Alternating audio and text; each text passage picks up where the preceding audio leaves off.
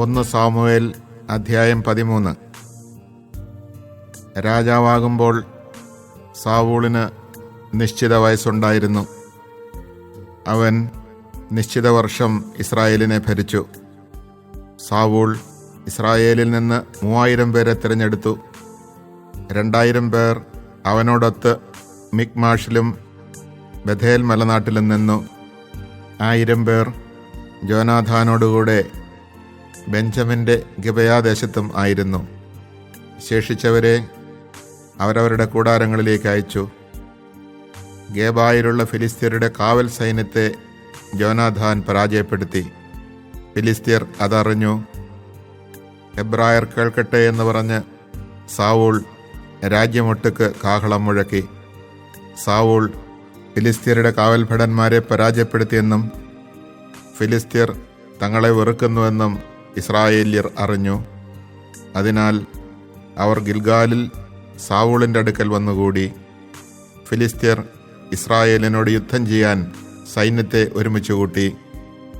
30,000 രഥങ്ങൾ, 6,000 കുതിരപ്പടയാളികൾ, കടൽ തീരത്തെ മണൽത്തിരി പോലെ എണ്ണമറ്റ കാലാൾപ്പട. അവർ ബെത്താവിന് കിഴക്കുള്ള മിക്മാഷിൽ കൂടാരമടിച്ചു. അപകടസ്ഥിതിയിലാണെന്ന് മനസ്സിലായപ്പോൾ ഇസ്രായേല്യർ ഗുഹകളിലും മാളങ്ങളിലും പാറക്കെട്ടുകളിലും ശവകുടീരങ്ങളിലും കിണറുകളിലും ഒളിച്ചു. ചിലർ ജോർദാൻ നദി കടന്ന് ഗാദിലും ഗിലെയാദിലും എത്തി. സാവൂൾ ഗിൽഗാലിൽ തന്നെ ഉണ്ടായിരുന്നു. അനുയായികളാകട്ടെ ഭയചകിതരുമായിരുന്നു. സാവൂൾ സാമൂലിൻ്റെ നിർദ്ദേശമനുസരിച്ച് 7 ദിവസം അവന് വേണ്ടി കാത്തിരുന്നു. എന്നാൽ അവൻ ഗിൽഗാലിൽ വന്നില്ല. അതിനാൽ ജനം സാവൂളിനെ വിട്ടുപിരിയാൻ തുടങ്ങി. സാവൂൾ പറഞ്ഞു, ദഹനബലിക്കും സമാധാന ബലിക്കുമുള്ള വസ്തുക്കൾ എൻ്റെ അടുത്ത് കൊണ്ടുവരുവിൻ. എന്നിട്ട് അവൻ തന്നെ ദഹനബലി അർപ്പിച്ചു. ദഹനബലി അർപ്പിച്ചു കഴിഞ്ഞപ്പോൾ സാമുവേൽ വന്നെത്തി. അവനെ അഭിവാദനം ചെയ്ത് സ്വീകരിക്കാൻ സാവൂൾ പുറത്തേക്ക് ചെന്നു. നീ എന്താണ് ചെയ്തത്? സാമുവേൽ ചോദിച്ചു. സാവൂൾ പറഞ്ഞു, ജനങ്ങൾ എന്നെ വിട്ട് ചിതറിപ്പോകുന്നതും നിശ്ചിത ദിവസമായിട്ടും അങ്ങ് വരാതിരിക്കുന്നതും ഫിലിസ്ത്യർ മിക്മാഷിൽ ഒരുമിച്ച് കൂടുന്നതും ഞാൻ കണ്ടു. ഗിൽഗാലിൽ വെച്ച് ഫിലിസ്ത്യർ എന്നെ ആക്രമിക്കുന്നുവെന്നും കർത്താവിൻ്റെ സഹായം ഞാൻ അപേക്ഷിച്ചിട്ടില്ലല്ലോ എന്നും ഞാൻ ഓർത്തു.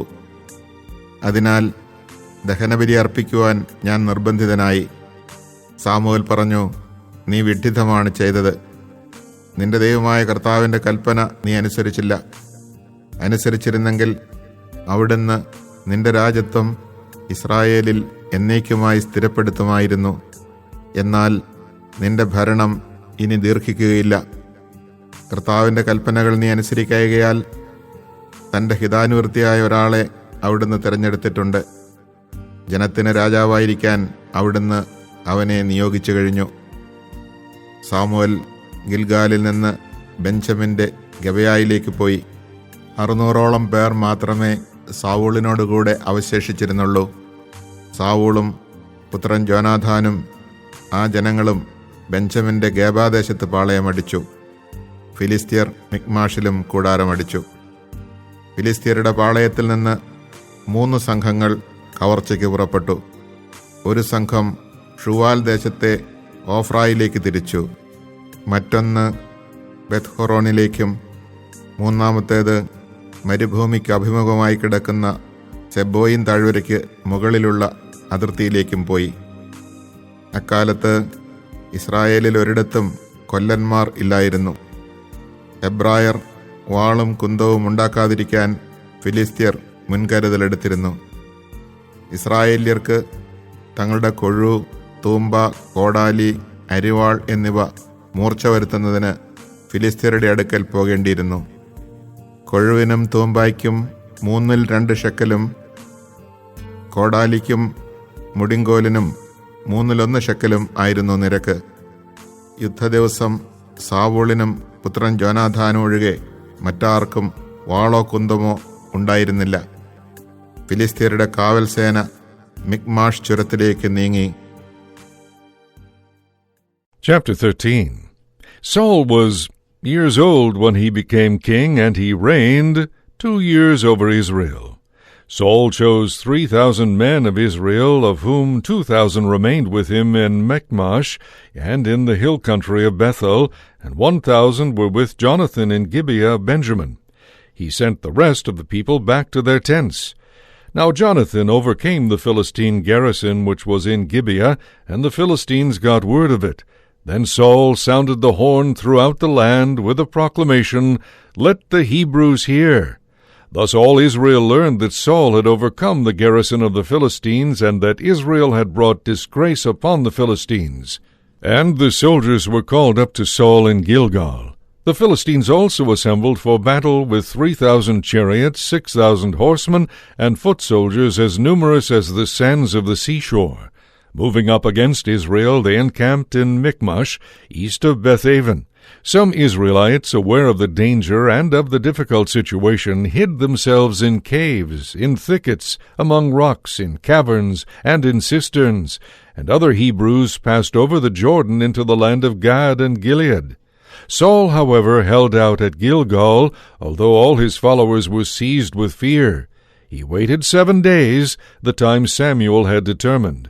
When Samuel did not arrive at Gilgal, the men began to slip away from Saul. He then said, "Bring me the holocaust and peace offerings." And he offered up the holocaust. He had just finished this offering when Samuel arrived. Saul went out to greet him, and Samuel asked him, "What have you done?" Saul replied, "When I saw that the men were slipping away from me, since you had not come by the specified time, and with the Philistines assembled at Michmash, I said to myself, 'Now the Philistines will come down against me at Gilgal, and I have not yet sought the Lord's blessing.' So in my anxiety I offered up the holocaust." Samuel's response was, "You have been foolish. Had you kept the command the Lord your God gave you, the Lord would now establish your kingship in Israel as lasting. But as things are, your kingdom shall not endure. The Lord has sought out a man after his own heart, and has appointed him commander of his people, because you broke the Lord's command." Then Samuel set out from Gilgal and went his own way, but the rest of the people went up after Saul to meet the soldiers, going from Gilgal to Gibeah of Benjamin. Saul then numbered the soldiers he had with him, who were about 600. Saul, his son Jonathan, and the soldiers they had with them were now occupying Gibeah of Benjamin, and the Philistines were encamped at Michmash. Meanwhile raiders left the camp of the Philistines in 3 bands.